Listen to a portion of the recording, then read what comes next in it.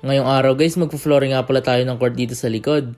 Para maganda na maglaro. Ang hirap kasi maglaro kapag naulan, nagpuputik. Galing kasing ilog yung lupa dito guys, kaya nagpuputik. Ang gagawa nga pala si Tito si si Papa, saka si Ekong. Tapos dito makikita nyo tamang linis na sila. Si Ekong tamang damo. Si Tito si tamang tulos ng plug no ginamit natin ng piyesta. Tapos dito may natira kasing 10 semento kaya gagamitin na namin pang flooring. Para masimulan ba? Kapag kasi nasimulan guys, may chance na matapos. Ganun sa buhay guys, kapag gusto nyo, simulan nyo na. Ang pinakamahirap na part lang naman is yung magsimula. Wala namang mawawala eh. Uy, motivational RG. Tapos dito tamang sukat na si Tito si para pantay. Sabi ko nipisan lang kasi konti lang yung simento. 10 semento lang kasi guys yung ibubuhos namin. Napang simula. Kaya pala namin ibubuhos yung simento kasi baka tumigas lang sa tagal ng panahon. Sayang din kasi kesa walang mangyari, hindi mapakinabangan. Tapos dito tamang sukat na si Tito si Tapos umalis na ako para bumili ng merienda. Tamang biyahe lang ako dito guys. Tapos napili ko nga palang merienda itong Angel's Burger. Talaga naman, unang kagat. Tinapay lahat. Tapos ito si Atila, bumili rin ako ng soft drinks na panulak. Talaga naman. Food trip. Tapos dito pa uwi na ako. Nakita ko nga pala, tanaw pala dito yung court na ginagawa namin.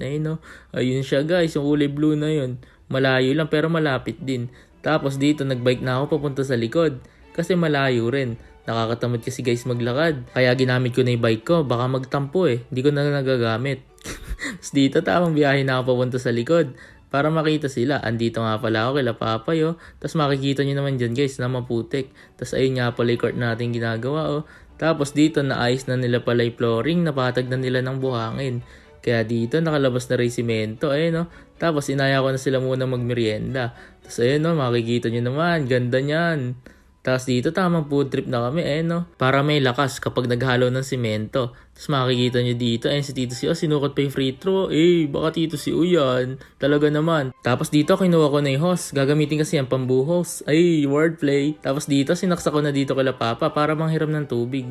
Ayun kasi sila ginagayak na nila yung simento. Tapos si Ekong saka si Kuya Paul Nagpa-substitute nga pala si Papa kay Kuya Paul. Nausog daw kasi ng araw si Papa kaya ganon. Tapos dito nakagayak na yung simento 6 na simento nga pala hahaluin. Tapos dito nakagayak na yung bubuhusan Talaga naman nakakalat na yung mga buhangin. Tapos ito si Ekong saka si Kuya Paul tamang lagay na ng tubig. Talaga naman baka Ekong yan, baka Kuya Paul yan. Tamang lagay lang ng tubig. Tapos ito si Tito sinukat na kung hanggang saan yung malalagyan.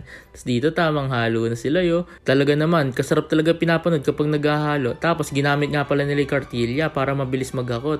Dalawa lang kasi sila Tapos si Tito saka si Kuya Paul Si Kuya Paul namali pa ng lagay kasi ang lalagyan daw na una yung ilalim muna. Gigitnaan ba para maganda tingnan. Tapos tamang buhos na si Kuya Paul. Talaga naman. Tapos Tito naman tamang kalat Siya nga pala tiga flooring. Baka Tito yan. All around Tito. Tapos makikita niyo naman talaga naman. Siya rin nga pala guys yung gumawa ng court na yan.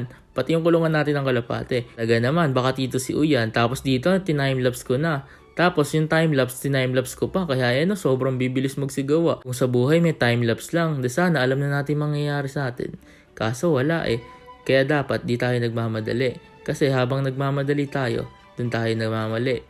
Talaga naman! Yun ay freestyle lamang kusang lumabas sa aking bibig, Tapos sobrang bilis na, paparap na lang ako dito, nandi ko alam yung sinasabi ko. Si Ekong, ayan tamang halo ng simento. Pati si Kuya Paul, ayan tamang halo, tamang biyahe kay Tito si Ayan maglatanghali na nga pala dito, kaya kakain na kami. Di ko alam ang sasabihin ko. Malupit silang tatlo, talaga namang all around. Ito si Kuya Paul, nagwawalis. Hindi lang pala naka-timelapse to. Kaya ayan, tamang walis na si Kuya Paul para makinis. Tapos dito, naghalo ulit sila ng 4 na simento. Saktong 10. Tapos makikita nyo yung scooter. Tapos tamang merienda na ulit kami nitong hapon. Dito tamang time-lapse na ulit, kaya mapaparap na naman ako. Dito makikita nyo gano'ng kabilis tumurbaho itong tatlo. Nalilito, nahihilo, nabuwabago, natutokso, nakukonsensya, nauubusan din ng pasensya, nasasaktan, nagmumura, pero nagmamahal pa rin kahit natuto na. Tao lang, pasensya na. Tapos dito tamang time-lapse lang. Tapos sobrang bilis. Di ko na alam sasabihin ko ulit. Dito makikita nyo na parang ML lang, all mid lang, brawl lang ang makikita nyo. Pwede maglaban pero sa free throw lang. Tapos dito tamang flooring na si Tito sa kabilang side. Kasi uubusin na lang yung nakahalo makikita nyo tamang gitna lang yung nakalagyan. Tapos dito malapit nang matapos kaya kinikinis na ni Tito talaga naman. Tapos tapos na guys. Yan lang yung nalagyan. Baka RG na suryan. Dito makikita nyo kung ilan lang yung nalagyan ng simento. Tamang hanggang free throw lang. Kaya dito, looking for sponsor kami sa magbibigay ng simento. Maraming salamat agad sa magbibigay. Wait for part 2 pag may nagbigay na.